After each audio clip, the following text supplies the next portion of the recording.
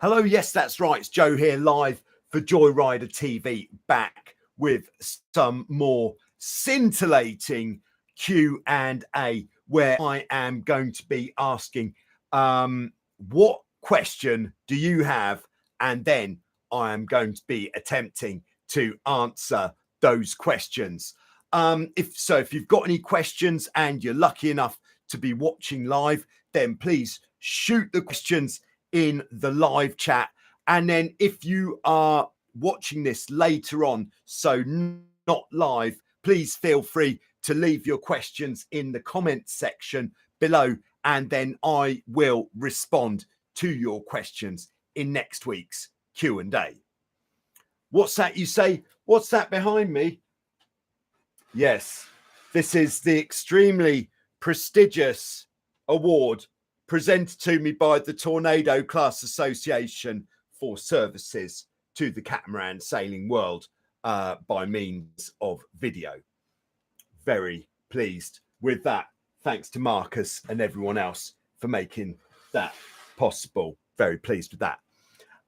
If you are a regular visitor to these Q&As, yes, that's right. This does look a bit different because this is the first one using the new computer. Oh, yes. Office Hands Dave, who you may or may not have been familiar with in the live chat, did kind of smuggle me out a new central nervous system of Joyrider TV from the States, which this is the first live show with that. The old one, not doing so well, but still just hanging on by a thread. So this is very nice. All right. So just like to say hello to everyone who's tuning in. So hello to Mark and Janet from Ohio. Love the solo sailing with Spinnaker video, taking multitasking to a whole new level. Oh, yes, there certainly is plenty going on when you have got to manage the Spinnaker, the dagger boards, and I didn't even go into the mast rotation and the downhaul on that video. Maybe in the next one, we'll be taking a look at that. We've got channel member Mark on board in Northern Ontario, Canada. TGIF, more Joyrider. All right, nice to have you with us, Mark. We got Joaquin from Argentina on board. How's the bay weather these days? Yeah, to be honest, it has been absolutely firing this week. And this time of the year, it's always the same at Wildwind Sailing Holidays. We are revving up for the Ionian Regatta next week. And in the rev up to the Ionian Regatta, what we've been doing is a Round the Rock Race series. So there's been Round the Rock races Wednesday, Thursday, and today. But unfortunately, I didn't have time to do today's Round the Rock. Yeah, but yesterday's one was particularly epic with pretty strong champagne conditions, very feisty. There will be a video coming out from what's been going on there. Like to say hello to Benny in Sweden. Great to have you with us, Benny. Like to say hello to channel member Hanny in Amsterdam. I hope that everything is good with you, Hanny. And we've got Leland Lee on board in Clearwater, Florida, as always. Thanks to everybody for tuning in live. It makes me feel that I am talking to people rather than just not to anyone at all. We've got Mr. Tony KP in Denmark. Great to have you with us. We've got Declan, channel member in Sweden, who says, hi, folks. And then we've got Arno in Canada. Season here ends in a couple of weeks. Sad face. Yeah, I can imagine in places like Canada and Sweden, I should think, the season is a bit shorter than us lucky folk who live a bit further south. All right, and we've got Russell on board. Hello, Russell. I've just been informed that you've been a channel member for 1 month. Great to have you with us, Russ, and great to have you on board as a channel member. All right, Mark says new computer is awesome. Oh yes, and it is called, in fact, let's do something. This is how am I going to do this? All right, I haven't quite got the there she is. She's called Bad Boy 1. Thanks to Dave for smuggling her out and for calling her Bad Boy 1. Yes, she's a great piece of kit. Benny says, don't forget to hit the like button. And we've got Ross in Savannah, Georgia, USA. Great to have you with us, Ross. Okay. And in case anybody is tuning in because they're interested to know what the results are of the SUNGOD sunglasses giveaway. Oh, yes. For anybody getting involved in the giveaway, maybe you can even see the reflection here in this screen. These are Renegades with the matte black tortoise frames and the red lenses. Oh, yes. Big fan, definitely. Yeah, so I'm going to be going through the results of the giveaway at the end of this session. And there we go. Yeah, so Declan says perhaps now you can run some videos in the Q&A with OBS. Yeah, that is my intention, but I think what I need for OBS or OBS, I don't know if it's OBS or OBS, is a slightly more reliable internet, which apparently we've got coming in. It's just like we're having a chat now, isn't it? We've got the Lefkas Island internet doctor coming to visit us in the next couple of days, who hopefully can really turbo boost our internet. And then Bad Boy 1 will go hardwired into the router. And then, yes, we'll be able to go for that with OBS, which is basically like a TV studio, which I'll be able to use for the Q&A, which is going to take it absolutely to the next level. Just wait and see. All right, we've got Duke on board. Hello, Duke. Any tips for polishing, buffing and waxing hulls? Do you guys do it at the resort? Yeah, in fact, just before I went to the Tornado Worlds, I polished my hulls. Now, because I'm not in the workshop, unfortunately, I can't tell you which product I was using on the hulls, but it really did make a big difference. So we use a two-stage approach. Stage one is what we find here, and I dare say in different venues it's going to vary, but and for us it's probably worse because we leave our boats on moorings a lot of the time, which means over time they pick up a bit of brown staining on the white hulls, perhaps from a little bit of maybe some oil residue in the water. And then what we're using is we have been using this like pretty aggressive drain cleaner before, which has got, I think the active ingredient is muriatic acid, which is quite aggressive on the hulls. But since then, we have been using a different product, which is actually designed for cleaning the brown staining off the hulls. I then like to use a mild cream cleaner to remove any black marks, like perhaps if you've had the tires off your launching trolley rub on the hulls at all, they'll leave a black mark. So then a mild cream cleaner to remove those black marks. And then I used with a polishing machine some 3M hull polish, which made the hulls super shiny, really did make the boat look nice. But what I wasn't aware of, which I am now very much, is if you are using a polishing machine like one of these rotary ones, don't put too much polish on the hull in one place, because the polishing machine sends bits of polish flying at your shorts or trousers, and that stuff doesn't come out. It doesn't polish your shorts. So that is kind of the process that we've been using here.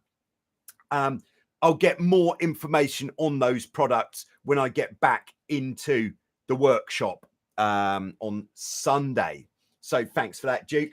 And stay tuned, Duke, for the results of the polarized SUNGOD giveaway. Oh, yes. All right, we got Arthur on board in Belgium. Nice to have you with us, Arthur. All right, so Joachim says we're having a huge flood. Oh, gosh. Entire trees coming at 40 knots. Likely to lose all the spring and most of the summer. I had to put the cat away. Oh, no.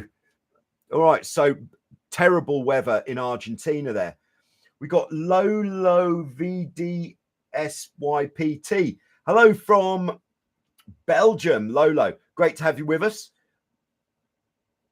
All right, so Ross says for a first time cat sailor,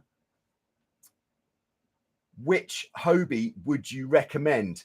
The Hobie Wave or the Hobie 16? All right, nice one, Ross. That's a good question. And this is also a question from in the preloaded section from Markle Blank 6691 in the preloaded. So what would be a good first time catamaran choice? So let's first talk about the Hobie Wave. The Hobie Wave is probably one of the most simple catamarans that there are. So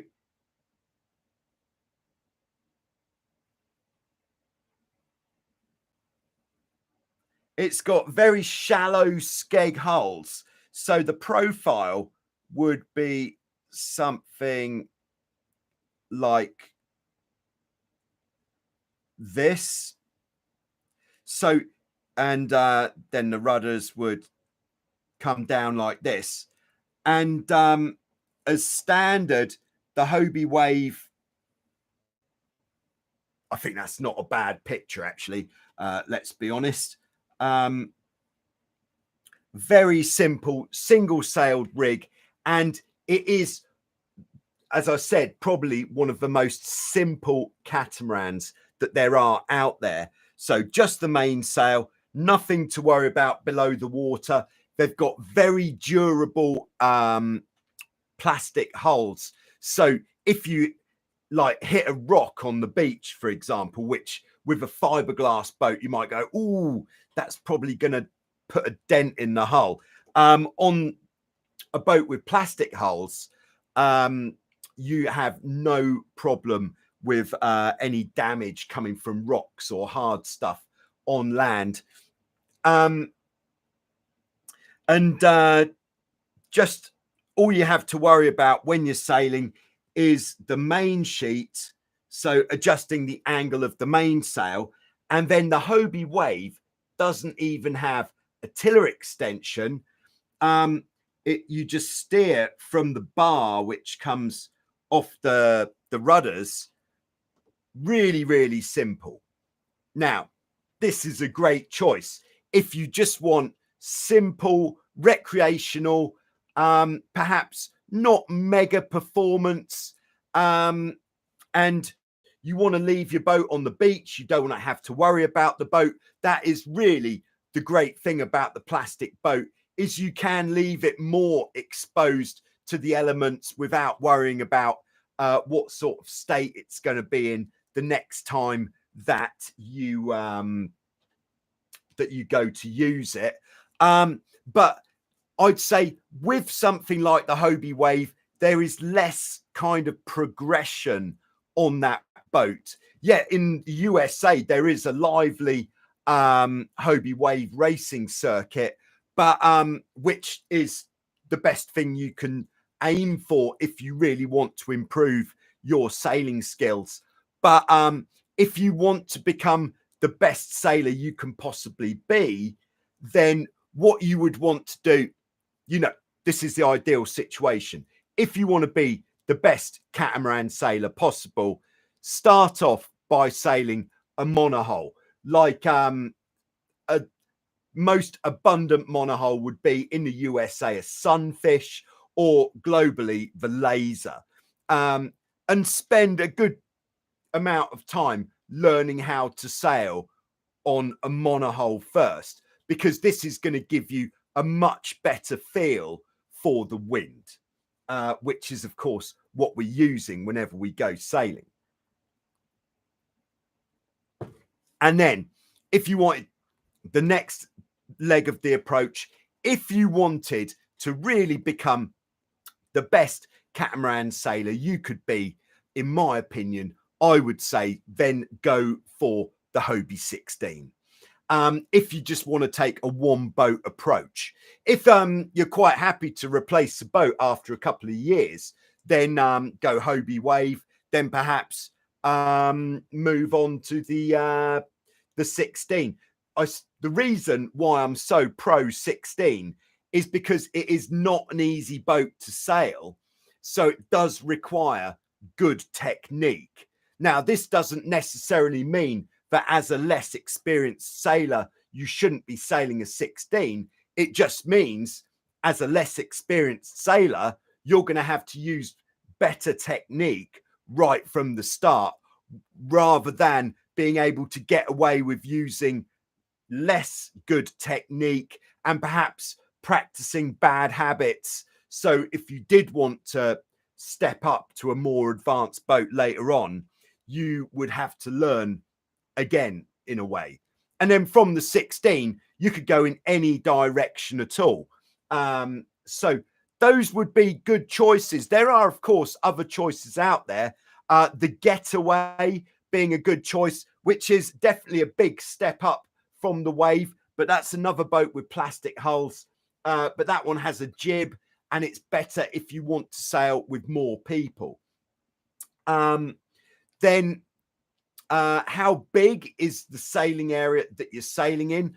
If it's quite a small place, the Wave is probably going to be better, because it's not going to be as quick, so you won't have to tack or jibe or do a maneuver as frequently. Also good, the Dart 16, another good plastic boat for learning on. And there are many types of boat out there, but the big question I would say to ask is, do you want to have a very durable boat, perhaps slightly lower performance? The plastic boats are also generally heavier, whereas the fiberglass boats like the Hobie 16, other boats which you could look at, the Prindle 15 or 16, the Hobie 18 if you're a bit heavier.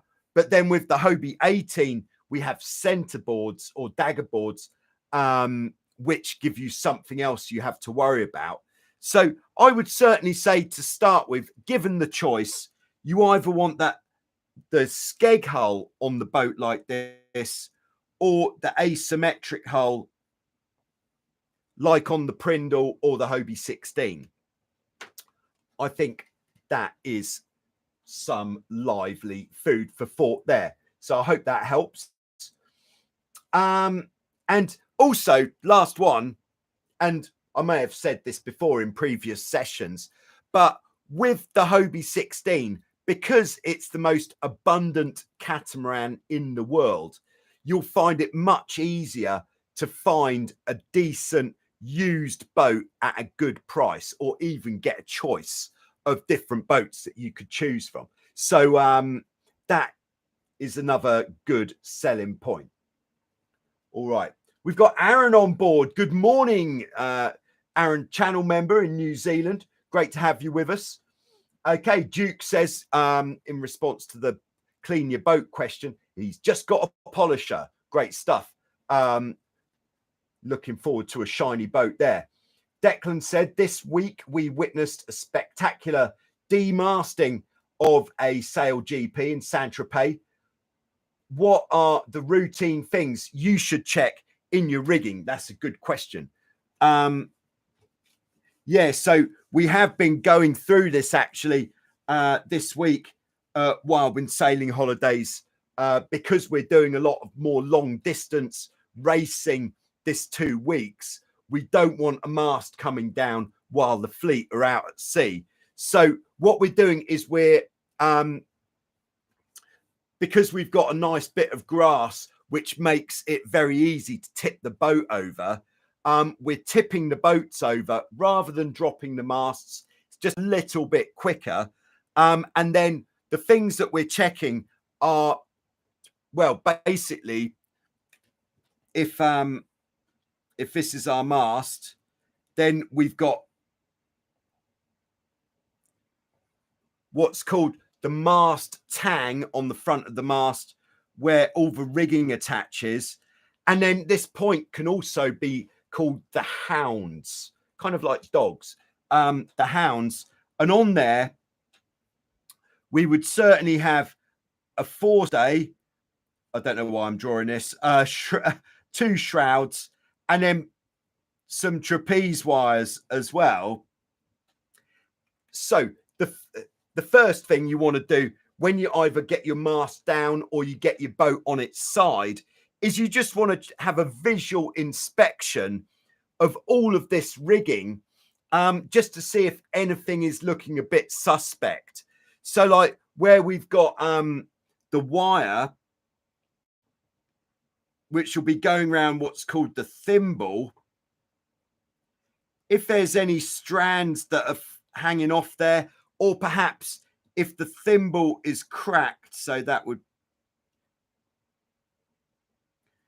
if there's cracks in the thimble, then it's time to replace that bit of rigging.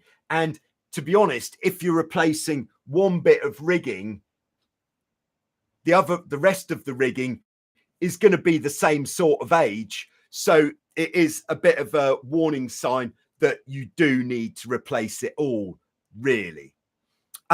Once we've checked the rigging, if we've either replaced the rigging or if we're happy that the rigging is in good shape, then we'd want to make sure that the shackle that all of the rigging goes onto, or shackles, are tight. So I have taken to, over the last 10 years, tightening the shackles on the boat, which want to really stay tight, with a 25mm adjustable spanner or wrench or shifter if you're Australian, because that means you can get more leverage and you can really get that bad boy tight, which means you can get that peace of mind that it's not going to come undone. Then at the other end of the shrouds and forestay, it's a good idea just to check everything that is involved where the rigging meets the hull. So whether it's the chain plate stay adjusters, the clevis pins, everything down there, check that as well. If you just have a visual inspection, this is going to tell you a lot about what is going on there. So just have a look and you will know very quickly if something is not right or needs replacing, like if you've got a bent clevis pin, or perhaps if one of your stay adjusters or chain plates, which kind of look like this with a number of holes in,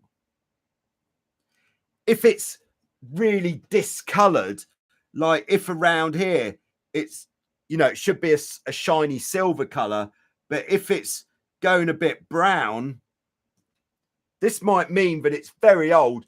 And we have actually had these stainless steel stay adjusters snap. So it is something that is worth replacing if maybe you're sailing a 1981 Prindle 18 and the stay adjusters are original. Maybe it's time to replace them. All right, there we go. The other thing to look at would be where your anchor pins go into the hulls.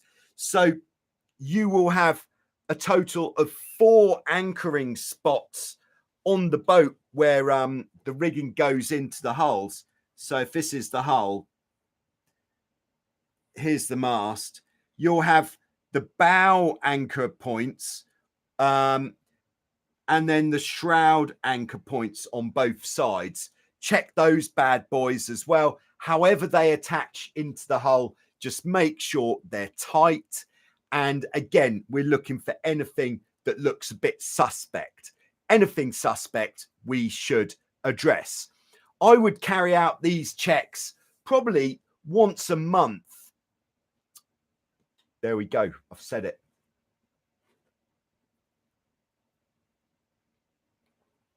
Okay. So Mark and Janet say brown hull stains in Ohio waters are from iron, and a rust stain remover like Iron Out works very well. There you go. Thanks for that. All right, we've got Eduardo who says, how frequently do you rinse the boats if you guys rinse at all? Do you ever wash the sails? I'm buying a cat similar to an FX1 and began going over all of the FX1 videos. Yeah, so if you're sailing in salt water, so on the sea, then you really should wash the boat every time you bring it out of the water. And for us, what we do, which I'd say this is a good habit to get into if you've got the facility to do it. Again, if you're sailing in salt water, so on the sea, is to, before you put the sails up on the boat, wash the sails before you put them up. Because what that means is, firstly, they're going to be a lot easier to pull up. And then secondly, it's going to stop there from being any accumulation of salt on the sails. Even if you don't capsize, if it's windy, you're going to get spray on the bottom of the sails, and there'll be residual spray saltiness in the air. So just give your sails a wash before you go out, because then what that means is while you're out sailing, it will give your sails opportunity to dry. It will reduce any buildup of salt. Of course, the ideal would be to wash them again when you've finished, but most people, when you finish sailing, you're quite keen just to get the boat put away, crack open a beer, put your feet up. Very nice. Or you might have to go home. So doing it before you go sailing is better, because after you go sailing, if you were to wash your sails, you then have to wait for them to dry. That's what I'm saying. Now, if you sail on fresh water, depending on the quality of your fresh water, like when I was at Lake Como, such a treat to just, it feels like you're washing the boat while you're sailing. And the same with the sails as well. When we're getting spray, it's like, oh, that's a nice wash. Yeah, so that is what I'd say on that. All right. So Declan says, Wave versus Hobie 16. Will you sail solo all the time? In that case, the Wave. Will you have to trailer it to the water? In that case, the Wave. Do you want to grow your skills over time? Hobie 16. That's some very good, concise points there, Declan. Thanks. All right. Leland Lee says, go all out and get a Hobie 16. Yeah, so there are no bad choices.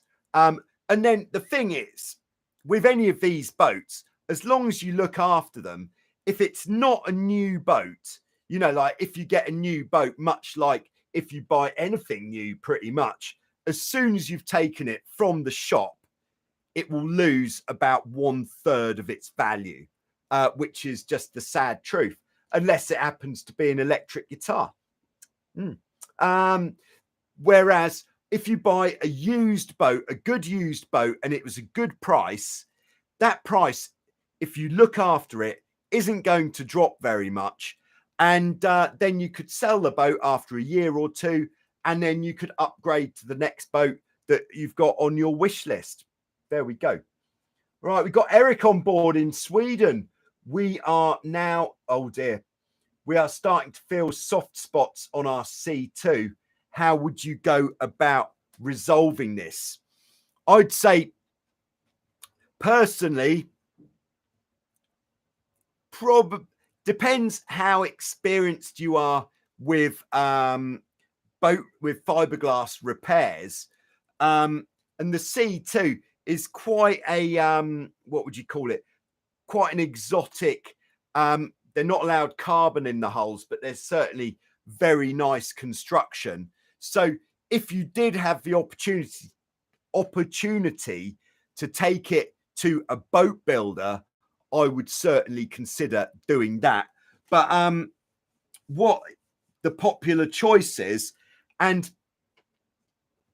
this is very popular with older boats, but personally, I would take the boat to a boat builder, but is epoxy injection to stiffen up soft spots in the hull. I'm assuming that the soft spots are on the top of the hull, like perhaps where you sit. That's the most likely place for it to go soft on that type of boat, because that's what's taking most of the kind of impact, especially if you've been sailing in waves. So the epoxy injection technique is, the hull is made of a foam sandwich material. So what we've got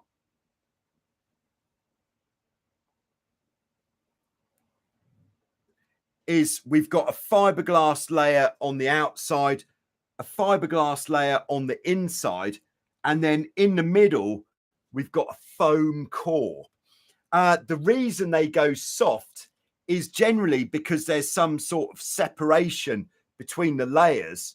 So what we can do, and what we've done in the past, but only with older boats, not with something nice like a C2, is we drill small holes through the top layer, through the foam, and we stop before we get to the bottom layer. This is the trick shot. So we drill holes like every inch or so in a, you know, going both ways. So, and then what we do is we get some epoxy, put it in a syringe, and we inject the epoxy into the hull so that this whole area fills up with epoxy, and that sticks the layers back together and your boat becomes tight again. There we go. Good luck with that. All right, so continuing in the live chat. By the way, if anyone's tuning in, wondering when is going to be the announcement of who is going to be the winner, the winners in the SUNGOD sunglasses giveaway, we're going to do that at the end of the session. But it's all right if you've entered. Don't feel like you need to watch until the end, because I will notify the winners by, I think, some sort of message on either YouTube or Instagram, which is where all the entries came from. Okay, so continuing. Where are we? All right, Joachim says, last 2 seasons, there's quite nice with bottled water, like clear waters in a usually brown river. Looking at the entire dagger boards was pretty cool. Seems like this season it's going to be a miss. That's in Argentina, of course. Declan says, please smash the like button because it really helps Joyrider TV out. Yes, thank you very much, Declan. Yeah, if you've got a spare finger, please just use it to hit the like button. That is very nice. Raymond says, can you give me a good reference of a cheap harness and what makes a good harness. Okay, yeah, with a trapeze harness, I would certainly say it's worth buying a new one, because you don't want to be thinking, you know, with a 30-year-old harness you just bought from Craigslist, which is looking a bit crusty. If I go out on the trapeze, is this thing going to break? You don't want to have that in your mind. You've got enough other stuff going on. So much better is just to buy yourself a new harness. Yes, they are expensive. I haven't really looked for a bit, but I would guess a new trapeze harness prices would start at generally about 120, 150 units of currency, whether that's dollars, euros, pounds, or anything else. And the harnesses that we use at Wild Sailing Holidays, I absolutely can't fault these trapeze harnesses. These harnesses are from Magic Marine, like that, and they're called smart harnesses. They are actually the cheapest harnesses in the Magic Marine range, and they do exactly what you need from a trapeze harness. That is, it gives you good support. If you sail in salt water, wash your gear every time. It will last so much longer, and make sure you dry it after you've washed it. These harnesses last a very, very long time. I've had my one now for, I don't know, about 12 years, 14 years. They're very comfortable, very lightweight, and very importantly, they feature a quick release. This is a very important safety feature for your trapeze harness. Make sure it's got a quick release on the hook. So one of the most common places where you might have to pull your quick release is on a boat when you capsize. So if this is your boat capsized, if you slide down the trampoline kind of feet first, but on your front, your hook might get hooked up on the toe strap, maybe on the trampoline lacing, if you've got lacing in the middle, or literally anywhere if you end up sliding down the trampoline on your front feet first to the water. So that would be like, all right, this, oh no, there he is trying to hold on, but there's the hook on the trapeze harness there. That could really get hooked up with anything. Having that quick release means you just pull the release tab and you're free. If you haven't got a release, then there might be a bit of a moment of panic in thinking, oh gosh, I'm in a bit of a compromising situation here. Because, not to worry anybody, but if from that situation where the boat is capsized, if it then proceeds to invert, that worrying situation can become a lot more worrying a lot more quickly. So if you've got an old harness, look into getting a new spreader bar or hook, which is quick release, because it could make an enormous difference. Chances are you'll never have to use it, but in that one time when you do feel that you might have to use it, you are really going to benefit from having that bad boy. So that is what I would say with a trapeze harness. And then if we just take the brand Magic Marine as an example, when would it be a good idea to buy the more expensive trapeze harnesses in the range?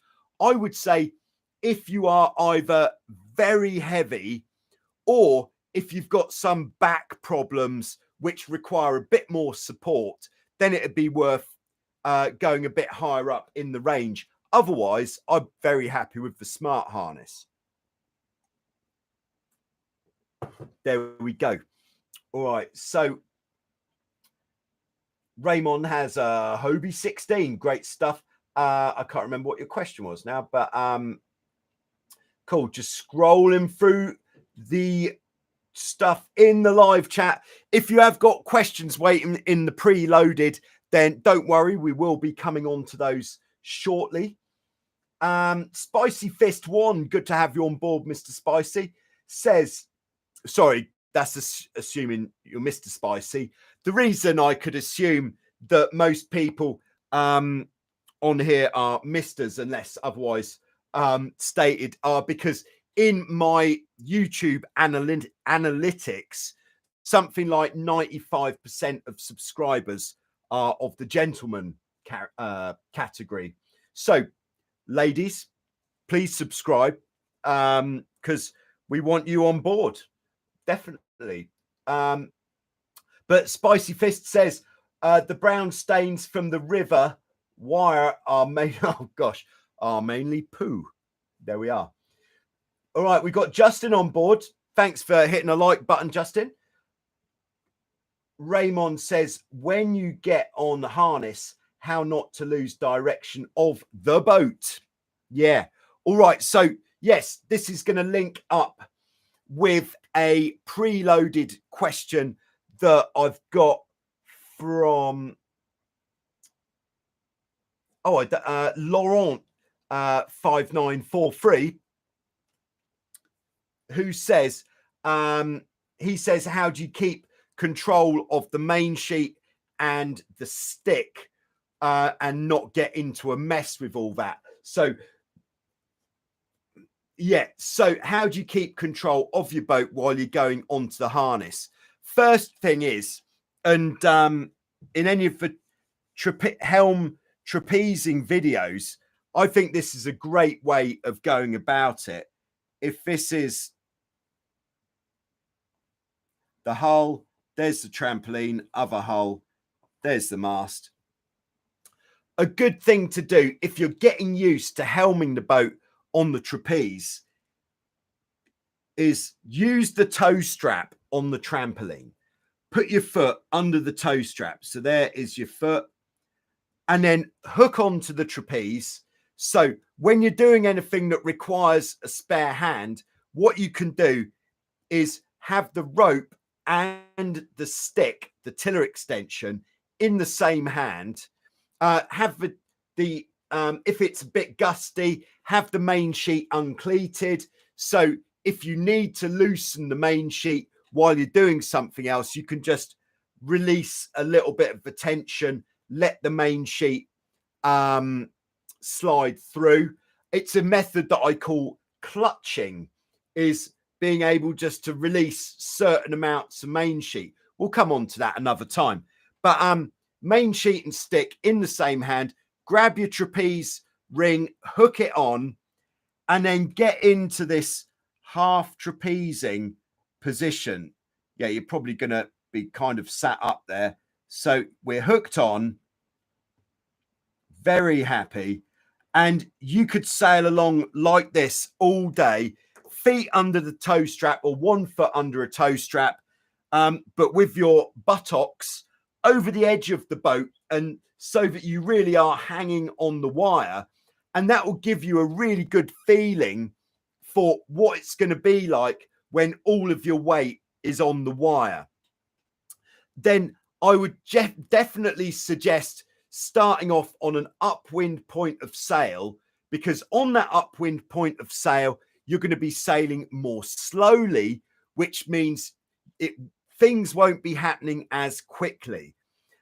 If you get a gust, although it's not perhaps quite as tasteful, but you can just control the power on the boat by going into the wind a little bit. If you get too much, coming back a little bit if it's not enough, and controlling the power like that. So get the boat nice and stable. You want to power the boat up by sheeting the mainsail in just to feel this hull not necessarily come out of the water, but you should feel it a little bit lifted. And then from that position, you could still have the stick and the main sheet in the same hand if you want, and then use the handle. Or if you feel confident to do it, stick and main sheet opposing hands, like as if you were just sailing normally, and then push out, bring one of your legs right to the edge of the hull, whichever feels natural. And then if you really swing your body round, so you're kind of going a bit diagonally. So if we look from the top, if this is the trampoline, so if you're going to go front foot first,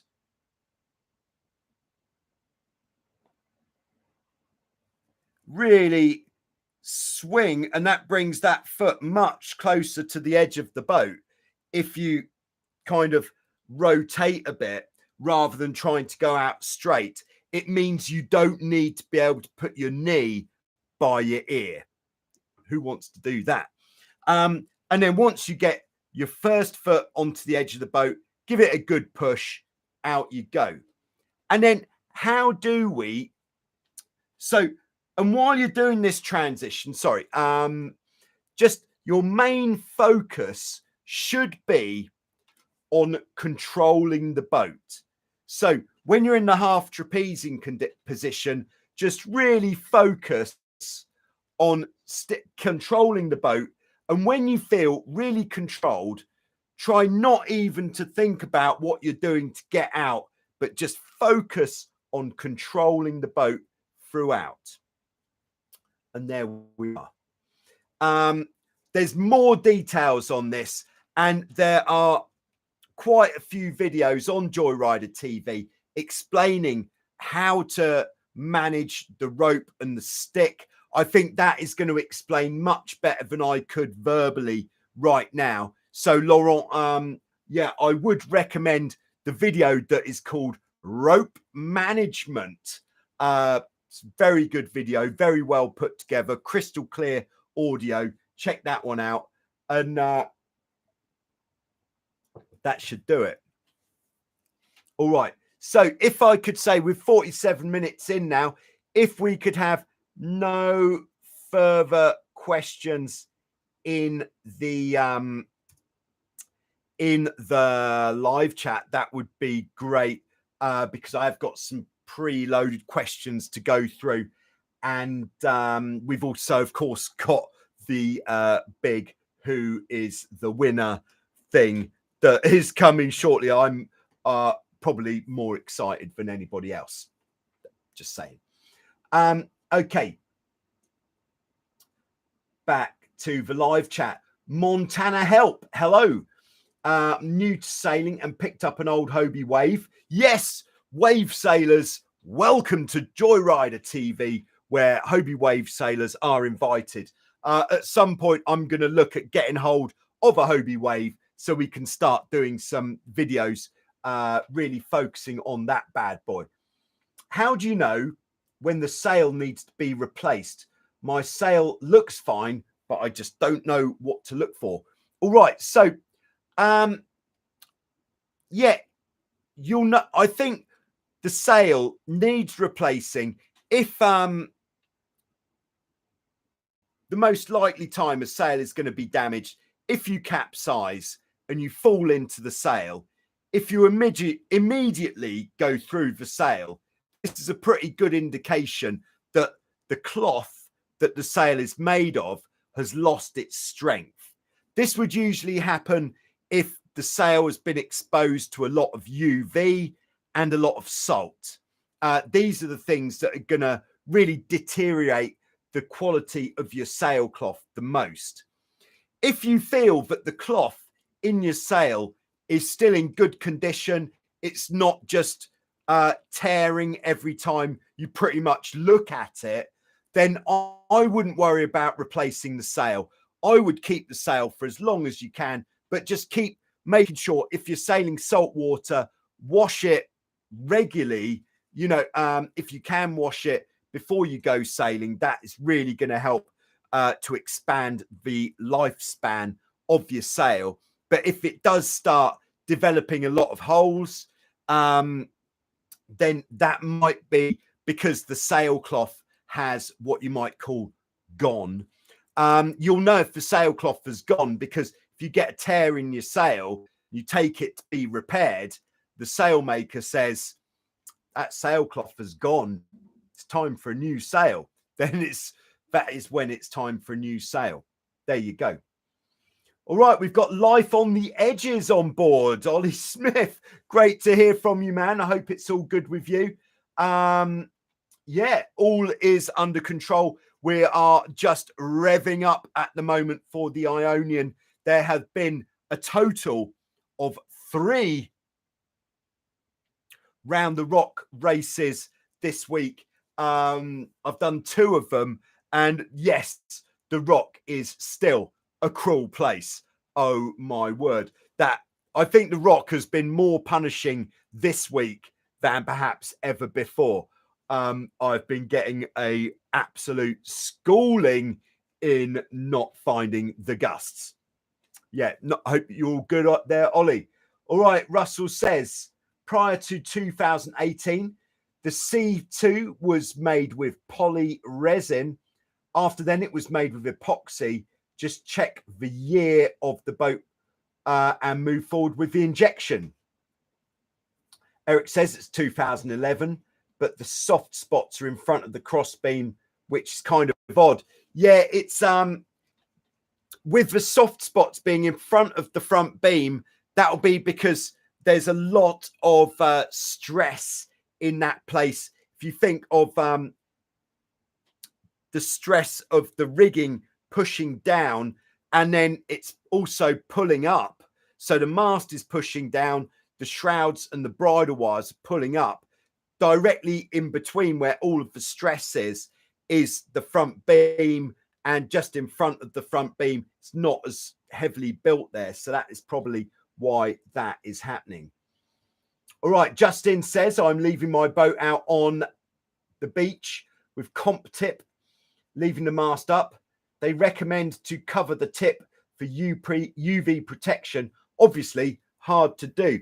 How important do you think that is to do with composite to cover the tip? I'd say it's definitely going to help. But if you can't cover the tip of your mast, then what I would do, if I really wanted it to last the longest time, is perhaps before, in the off season, when you're not using your boat, get the mast down, rub down the top of the mast a bit, and then paint it with some UV resistant paint, and that will really prolong the life of the top of the mast. All right, so we got Toot on board. Hello, Toot. It seems like it's been a long time. Toot has sold his knack with 5.7 and bought a wave. We really are hitting the waves today. Cox Ollie is on board. Great to have you with us. Duke says we need more women cat sailors. All teams should be mixed gender like the Olympics. Yeah, certainly is. I think at least a third of the teams at the Tornado Worlds were mixed, which is very good. Okay, Spicy Fist says, Mr. It is indeed, if we're being polite. Great stuff. All right. Julius City is on board. How can I prevent the rope of the mainsail from falling into the water between my hand and the hull? It always falls there and drags along. Yes, this is the painful truth of rope management.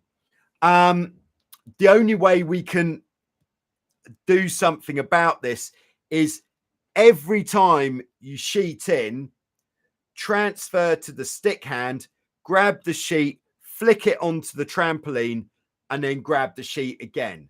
So sheet in, stick hand, grab the rope, flick it onto the trampoline.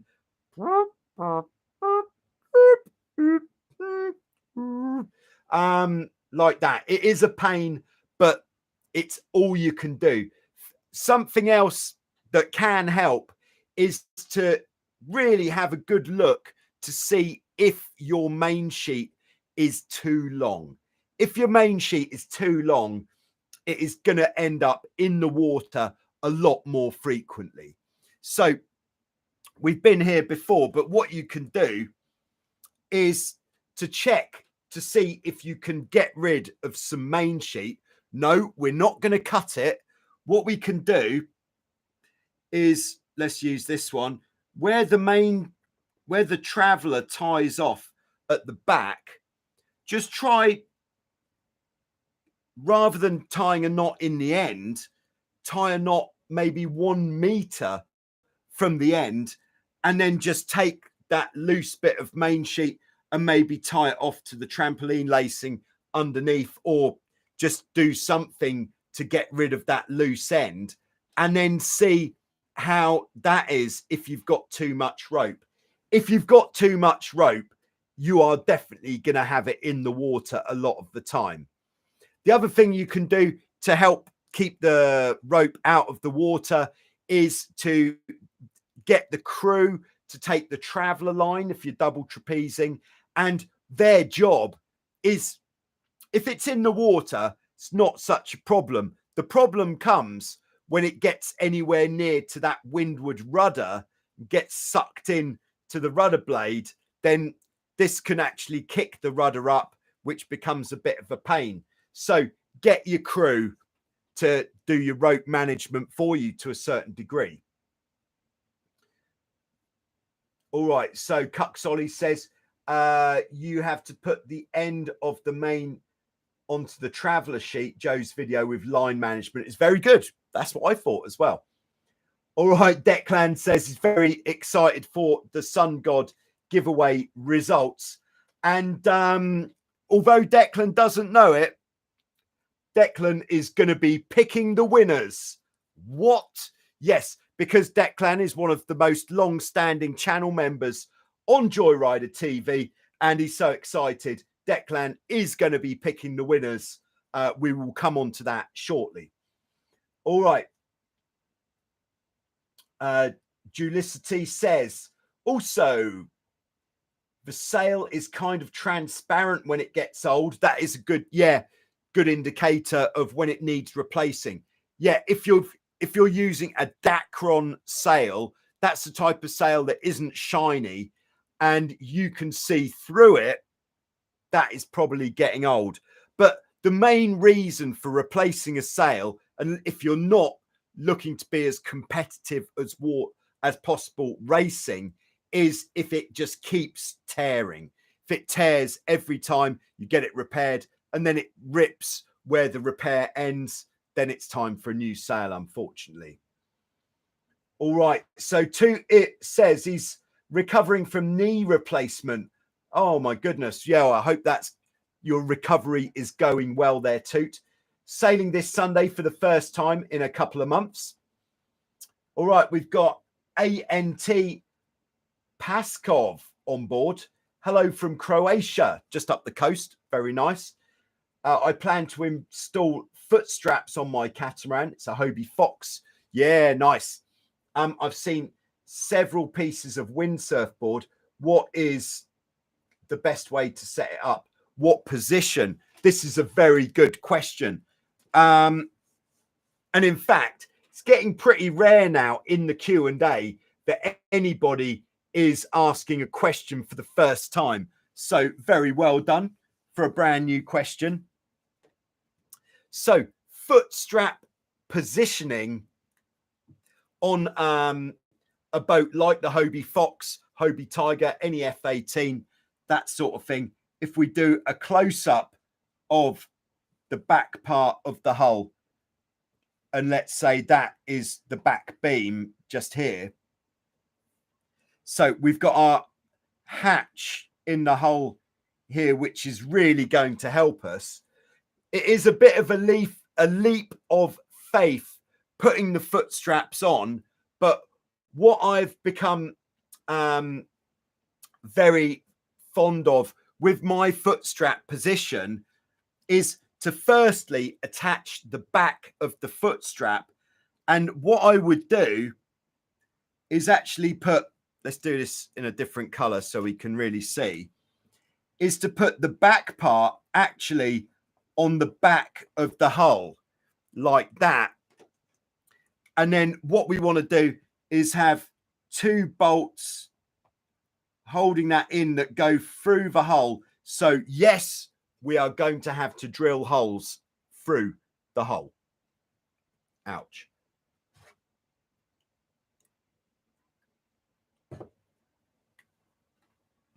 So that goes in the back of the hull. And then ideally, your foot strap wants to be made quite long, because then the front part of the foot strap,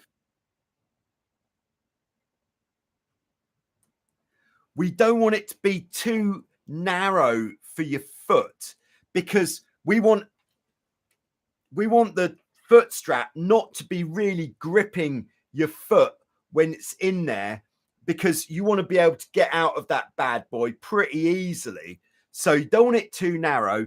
You want it as wide as possible. So just make sure before you put foot straps on that they are big enough to be able to do this.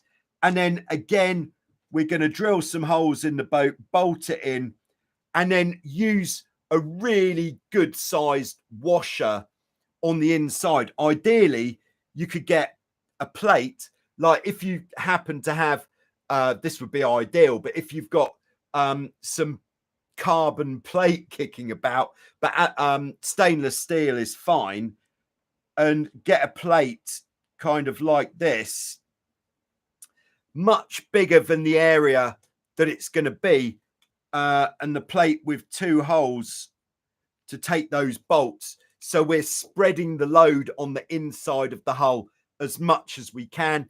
Then, of course, we're going to want to use some sealant so that the hull doesn't leak. But that is what I would do. All right. So Raymond says, come to Noirmoutier Island sailing in France. Will do. Perfect. So let's see. Toot says, I want to put a 14 traveller track and mounting a traveller on the Hobie Wave. Stick a tiller bar. Nice. Yeah, that's really going to up the stakes. All right. So Declan says, I'm now sitting here in a wetsuit, as I heard I have some giveaway duties to perform whilst the boat is waiting rigged on the shore. Okay. All right. So let's just see what we've got left. Sorry to keep you waiting, Declan. In the live, in the preloaded, sorry. All right, we've just got 2 more questions in the preloaded. We're going to go on to those after we do the results of the giveaway. Okay, so in the live chat, Declan, what I would like you to do, I've randomly numbered all of the entries in the SUNGOD sunglasses giveaway. Let's get a pair on for this. Hello. In fact, you might be able to see the numbers in the screen. Oh my goodness, that could be rigged. All right, drum roll, please. We want a number between, Declan has got a lot of responsibility here. Astonishingly, there were only 49 entries. I was expecting thousands. Did save a bit of work though. So what we need is a number, Declan, between 1 and 49. Stick one in. Okay, just waiting for Declan to choose a number between 1 and 49 for the first winner. Number 7. Oh, my word. Oh, this is the most exciting thing I've ever done. All right, so let's see. Coming in at number 7. All right, this is going to be difficult to pronounce. We've got, big drum roll, in Croatia. The winner choosing some black Tempests. I happen to have a set of Tempests here. Black Tempests like these. Nice choice. With where are we? With a blue lens, very nice. They're going to look absolutely killer. Antonius. Sorry if the pronunciation is wrong there, but Antonius in Croatia, you are a winner, and I will be in touch to let you know how we're going to get those bad boys to you. Okay. Would somebody else? So Declan, your duties as being the chooser are done. If somebody else, first person to volunteer to pick the next one, get in there. So next person who volunteers in the live chat is going to be the number picker for the next winner. Okay. So that'll be the first person who says, choose me. All right. Dulicity is going to pick the next winner. Okay. So Dulicity, we want another number, not 7, between 1 and 49. Okay. So we're looking for Dulicity to pick a number between 1 and 49. Hope everyone is as excited as me here. Hopefully SUNGOD will let me do another one of these because this is really exciting stuff. Yes. All right. We've got number 26. Let's get those drum rolls going. All right. So taking a look, number 26, we are going to the USA.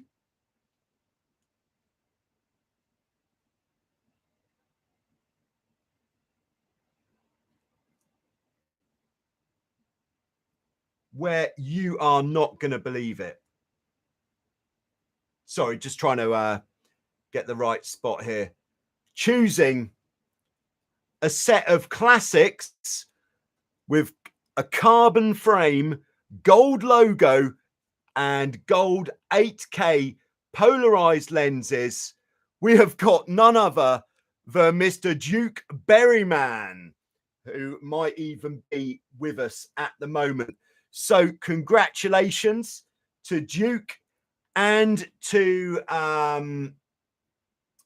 Antonius in Croatia. So that's 1 to Croatia, 1 to the USA.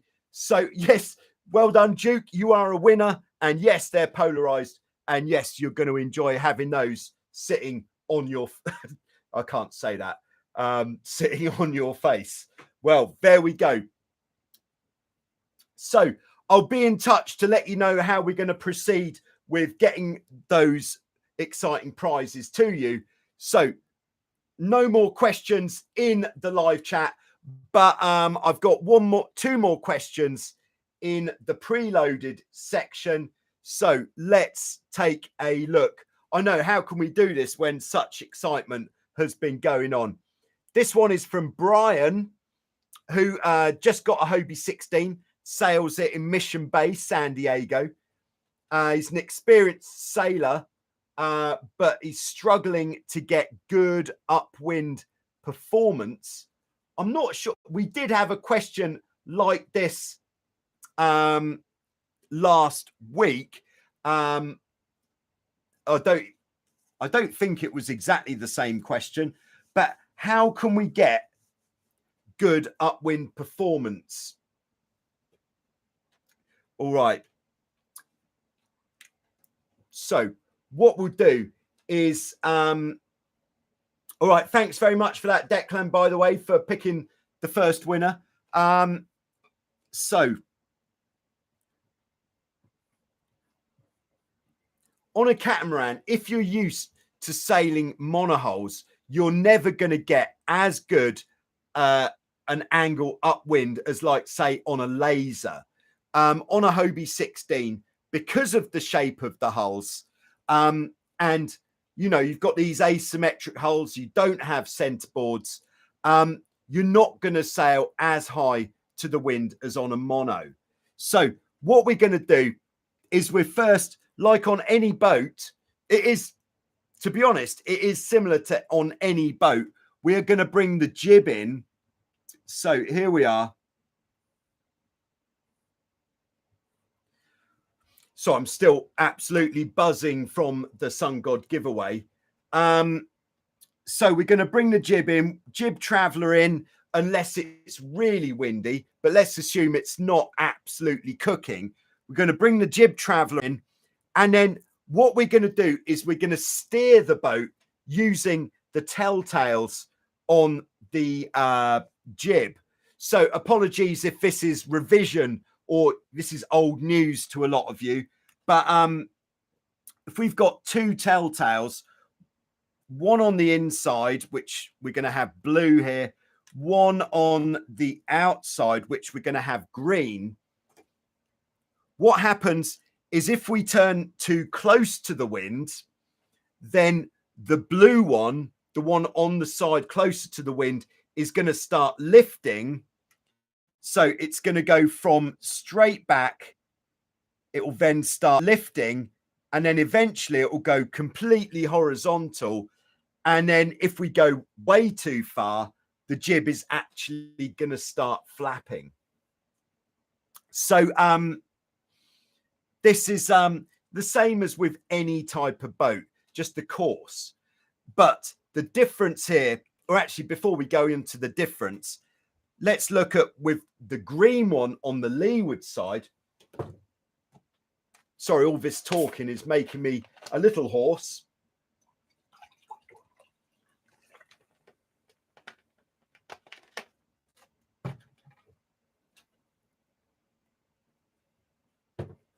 Okay, the ones on the leeward side, we want that one flying straight back, definitely at all times. So if at any point it's not flying straight back, it means we're not close enough to the wind.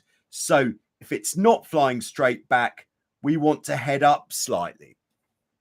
This all seems like very straightforward stuff. So if that's flying upwards or directly upwards, or if it's doing something weird, then we should sail closer to the wind.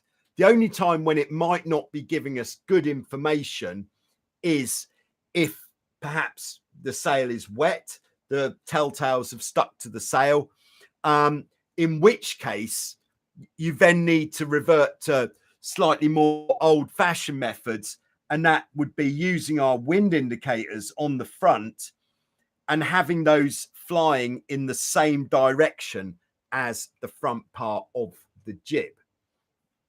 Now, the difference with the cat sailing to the mono sailing is because we sail very fast on a catamaran, as we start going faster,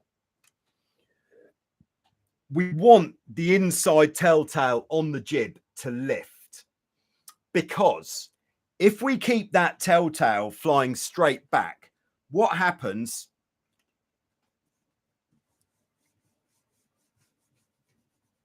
Here we go. So we start off like this.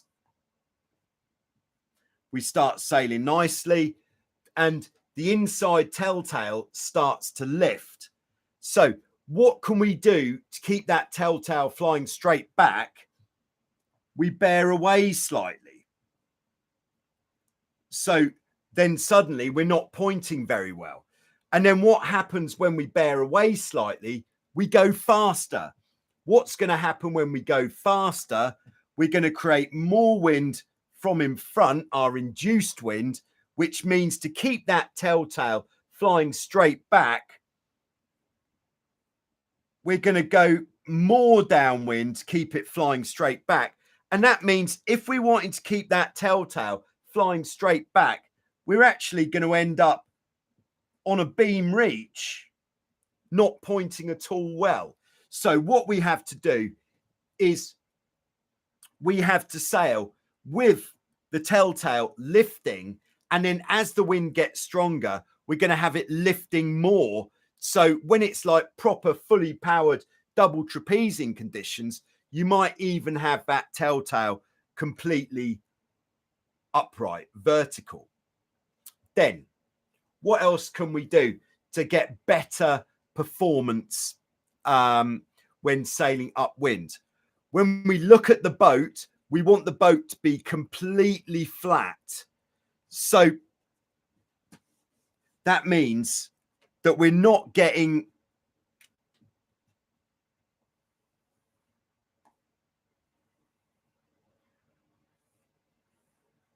we don't want the front of the boat down. Like if this is the water, we don't want the front of the boat like that, because on a boat like a 16, but any catamaran, we're getting a lot of lift from the rudders. And if we take our rudders out of the water, we're losing that lift. So we're trying to keep it flat, really flat, which might mean just coming back slightly. And then, yeah, I'd say that's pretty much it. And then with the mainsail, we want to make sure the telltales are flying on the mainsail. That's pretty much just a mechanical thing. Look at the telltales. If the inside one isn't flying, pull it in. If the outside one isn't flying, let it out. Pretty straightforward there. So that is how we're going to get our best upwind performance when sailing a catamaran. So there we go. So the last of the preloaded questions, and this is quite a good one, and it comes from this is from user ZQ7SQ6X16K, who I would say didn't ask YouTube for a memorable login ID. Says, what is the point of battens? All right. If our sail, let's say, if our sail was a triangle, then we wouldn't have like our main, this is our main sail. We're pulling down here with the main sheet. We wouldn't need battens. But on the catamaran, the mainsail isn't a proper triangle shape like you might have on a yacht. It's actually more of a rectangle shape with a little bit of shape at the top like this. So what the battens are for is to support all of the sail which is outside of this line. Because if we don't have battens to support the sail here, what's going to happen is all of this cloth is just going to get blown off by the wind like this. So instead, we have battens which support all of this sail and stop it from just flapping. There we go. So the other purpose of battens is it gives us much more control of the shape of the sail. We don't want the sail just to be flat like this. We want to get a nice curve, and we want to be able to control that curve so we can get more performance from the main sail. I think that's as far as I'm going to take it with the battens. Am I assuming ANT Paskov that your user address is at Antonius? Very exciting times if it is. So anyway, there we go. Thanks to everybody for tuning in. Thanks to everybody who got involved with the giveaway. I will definitely let you know as soon as I'm told I can have another one. We've just got Toby coming in with a last minute question. Can I use vinyl PVC glue with a patch which is designed for a power boat to repair a torn trampoline on my Hobie 15, not a mesh tramp? I've never tried it, but I would say the glue that's used for repairing power boats, those Hyperlong tubes, is extremely strong. So I would guess that yes, probably that sort of glue would be a good plan.